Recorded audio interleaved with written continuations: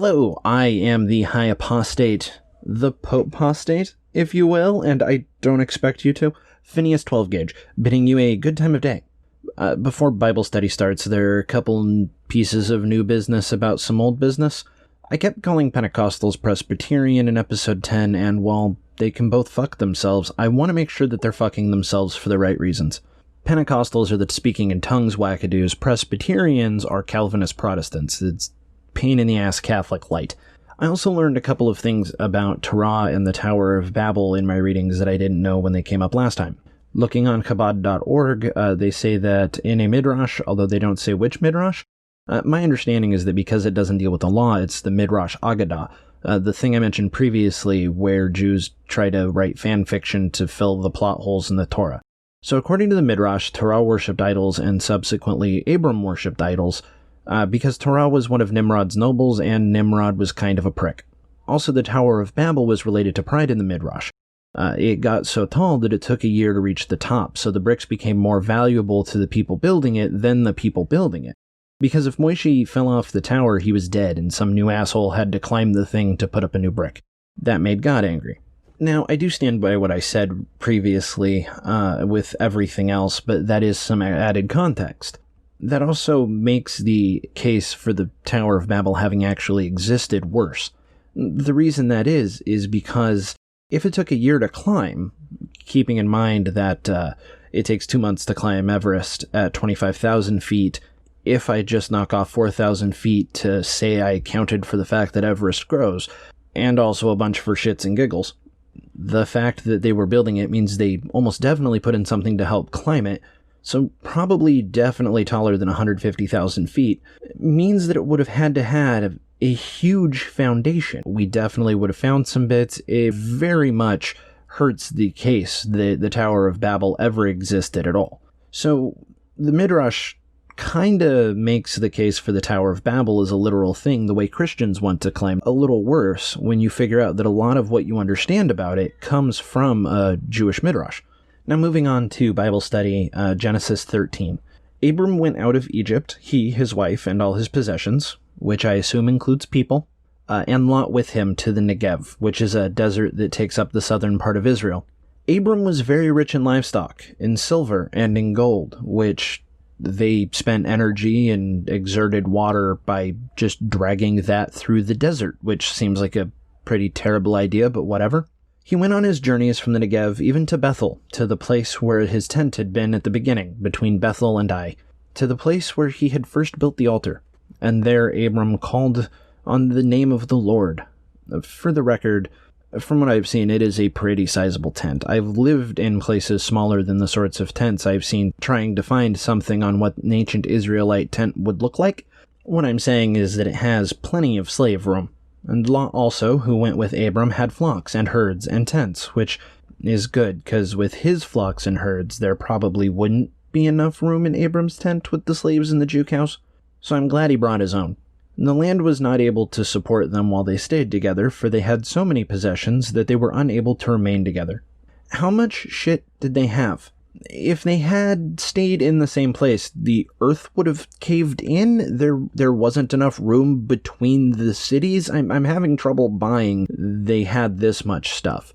The headcanon that I'm going with is that Lot tried to fuck Sarai. And there was strife between the herdsmen of Abram's livestock and the herdsmen of Lot's livestock, because of all the Sarai trying to fuck, and the Canaanite and the Perizzite lived in the land at the same time. So Abram and his people were the Canaanite, which makes sense since Jews are historically part of the Canaanite subgroup. But what's a Perizzite? From what I found, it seems like it's just a wandering band of rednecks. The nearest I can find is that it means rural or country person, so Abram lived in his tent and Lot didn't, and people were just getting pissy at each other. So Abram said to Lot, "Please, let there be no strife between me and you, and between my herdsmen and your herdsmen, for we are relatives." And I actually think that's fair. Isn't there the whole land before you? Please, separate yourself from me. If you go to the left hand, then I will go to the right. Or if you go to the right hand, then I will go to the left. Which, that's fucked up. What is that? Why can't they, merge their people into the Perinites or the Canaites? No, it's good. Give up on the idea of actually getting along as soon as the idea occurs to you and decide which one fucks off where. So Lot lifted up his eyes and saw all the plain of the Jordan, that it was well watered everywhere, like the garden of God, like the land of Egypt in the direction of Zoar. And this was before God destroyed Sodom and Gomorrah, which is the Bible's add-on, and it's a weird add-on, like they didn't want to confuse people. I guess if I were reading this and I was still my silly little Christian self, I would have thought like, oh, this is because you hear Sodom and Gomorrah when you're young and God wants to make sure you don't get confused or some shit.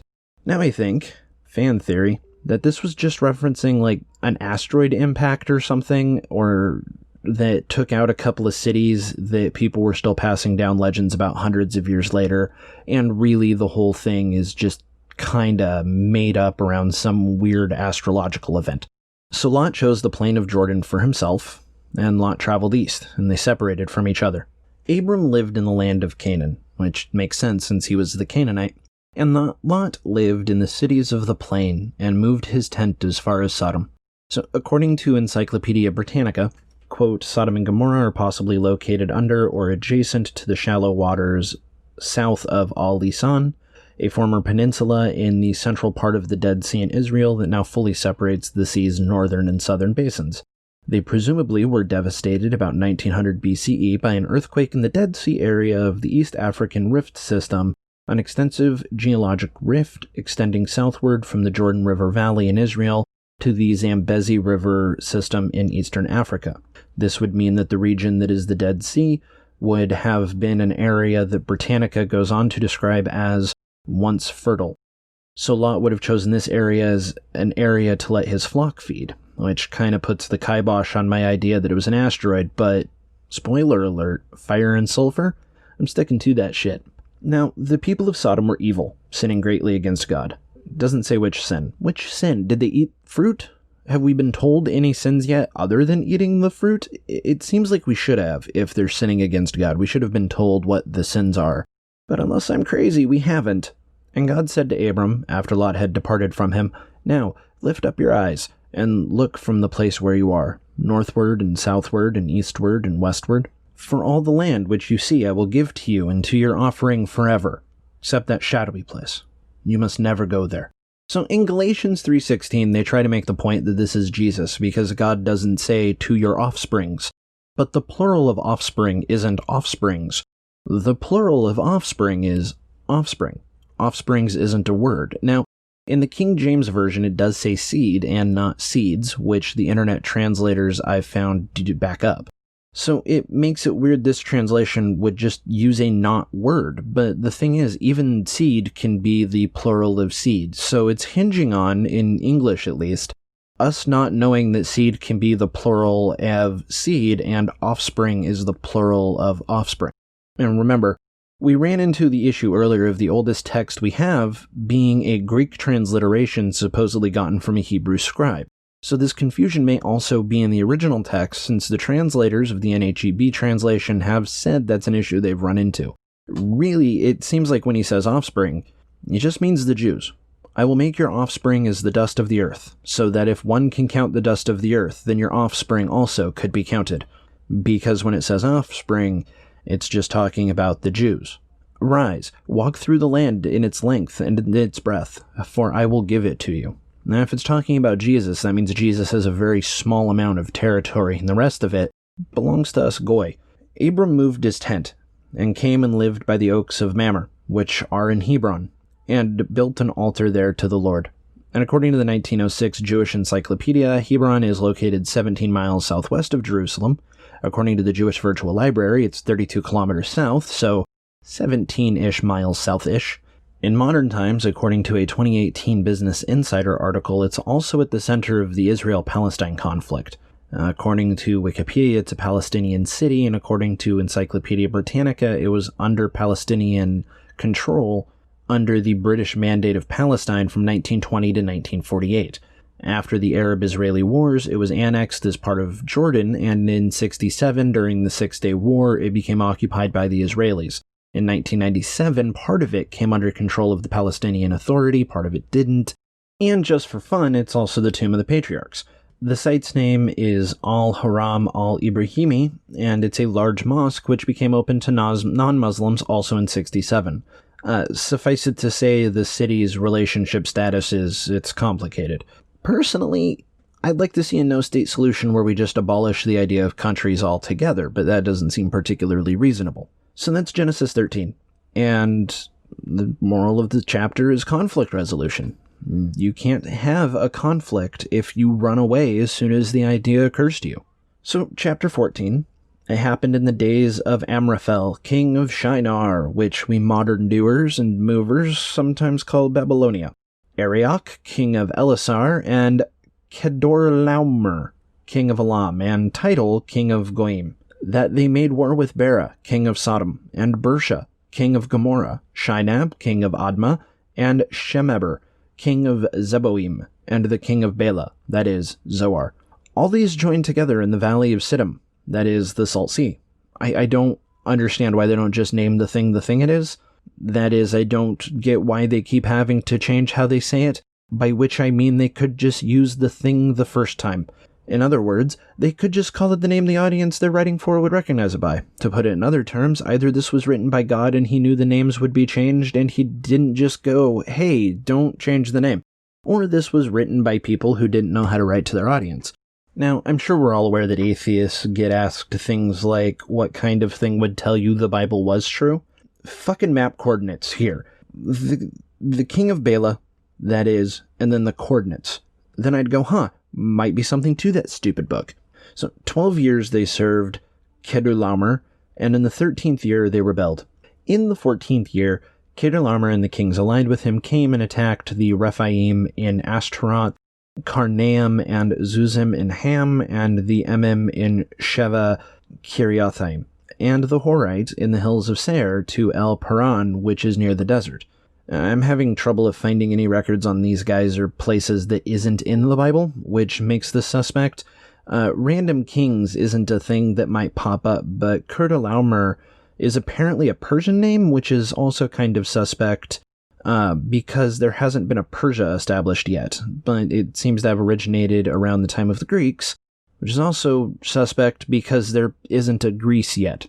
So they returned and came to En Mishpat, that is Kadesh, that is modern-day Tal an-Nabi Mind in western Syria, and attacked all the country of the Amalekites and also the Amorites that lived in Hazazon Tamar, also known as El-Gedi, Ein-Gedi, which looks fucking gorgeous, and I would like to go.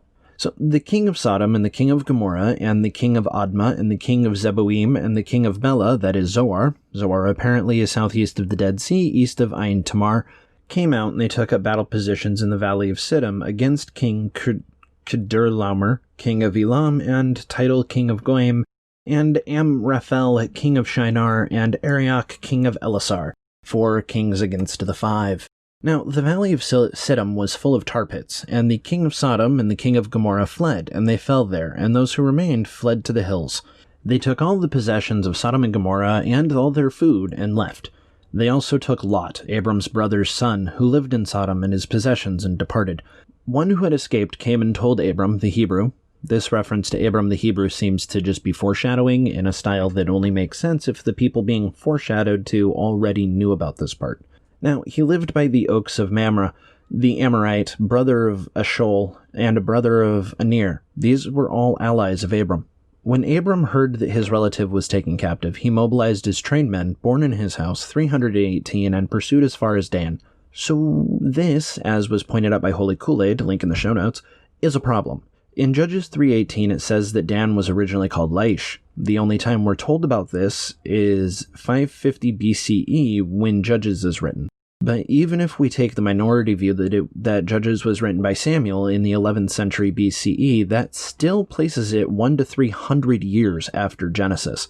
When we look at Wikipedia, we see that it puts the writing of the Pentateuch in the 5th or 6th century BCE, which is more problematic because that means they're using the new name in a book that was written potentially after the book where we learn the original name. And this doesn't get easier if we look at the Encyclopedia Britannica, and I recommend that we do that as much as possible, because it's written by, experts and shit. So there it says the following, quote, scholars have identified 3 literary traditions in Genesis, as in Deuteronomy, usually identified as the Yahwist, Elohist, and priestly strains. The Yahwist strain, so called because it used the name Yahweh for God, is a Judean rendition of the sacred story, perhaps written as early as 950 BCE. The Elohist strain, which designates God as Elohim, is traceable to the northern kingdom of Israel and was written 900 to 700 BCE. The priestly strain, so called because of its cultic interests and regulations for priests, is usually dated in the 5th century BCE and is regarded as the law upon which Ezra and Nehemiah based their reform. The problem here is that the book written 200 to 400 years before the one where we find out the original name is using the new name instead of the old name. This could have a few implications, that this story was handed down through oral tradition to a time after Laish had its name changed to Dan, but is a historical record. God doesn't know how to write a story from beginning to end and jumps around in time like my 3rd grader, or these stories are from different sects or tribes and we're reading a loose collection of tribal myths. My money is on 1 or 3 in more or less equal parts. The trouble is that 1 and 3 also have the side effect of demonstrating that not only was this book not written by Moses, like I was taught to understand growing up, and I'm sure I'm not the only one, the fact that it potentially could have been written over the course of 400 years means that it is most likely, as far as I can see, just a collection of bullshit for primitive priests that was added to but not edited over time that people took way too literally and way too seriously for way too long. All that being said, I will be committing an episode to examining the Yahwist, Elohist, Deuteronomist, and priestly accounts of biblical tales because I just learned about them and I'm here to do the homework for you. Quality of homework not guaranteed. So moving on.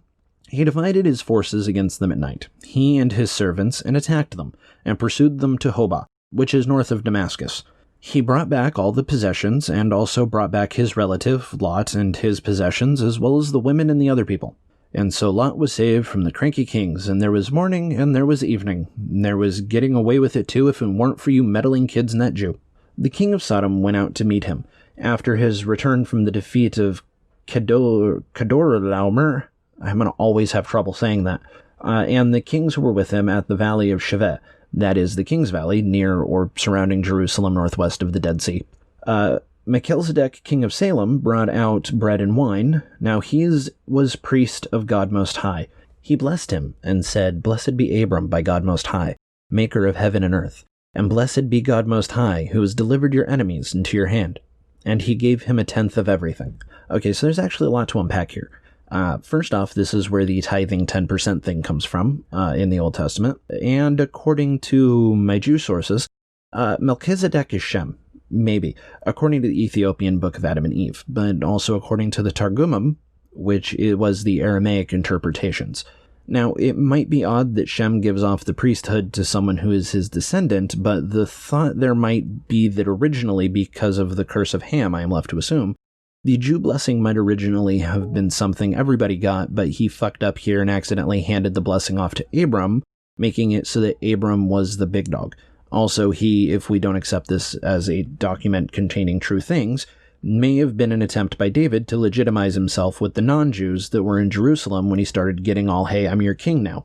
It's kind of hard to tell, but it's really odd that a non-Jew priest would be handing off authority to the Jews, so that is a possibility. In one source I found, just for funsies, Melchizedek Shem was born so holy, he was born circumcised. Now the king of Sodom said to Abram, Give me the people, and take the possessions for yourself. Abram said to the king of Sodom, I have lifted up my hand to God Most High, maker of heaven and earth.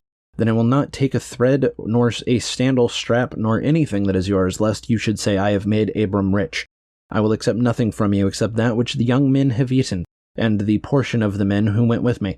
Just the portion of the men who went with him? Just Aner, Eshol, and Mamre, let them take their portion. I don't know, that's weird. Is he taking a portion of the men, or the men taking their portion? I mean, the rest of it kind of seems pretty legit and wraps up chapter 14. The moral seems to be, if people take your cousin, get your boy back. And that's the moral I'm not mad at. I am a little confused if Abram was only taking back a portion of the men, though. I'm going to have to look into that for next time. And that has been the Bible study episode for this week.